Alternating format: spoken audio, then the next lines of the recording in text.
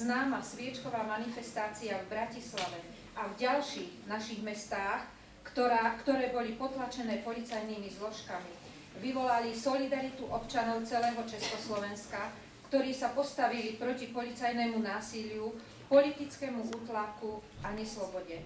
Všetky akcie, ktoré sa odohrávali v uliciach našich miest, prebiehali pokojnou cestou a vyústili do tzv. Nežnej revolúcie.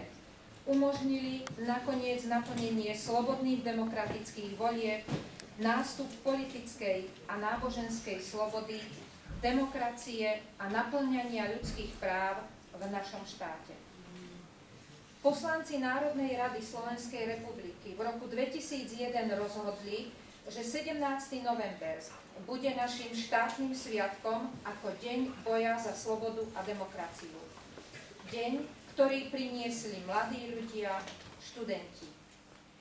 Nech teda jeho ideály nezapadnú prachom.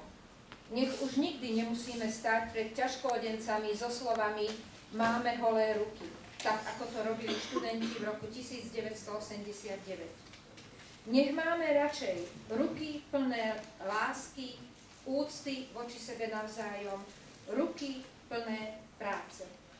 Veď sme si sľúbili lásku.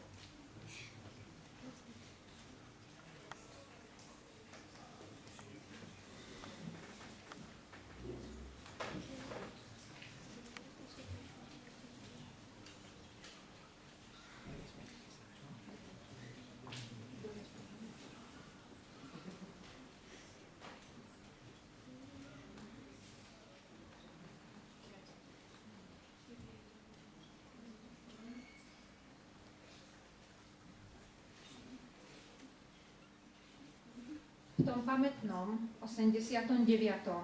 sa na naše pódia, na pódia našej nežnej revolúcie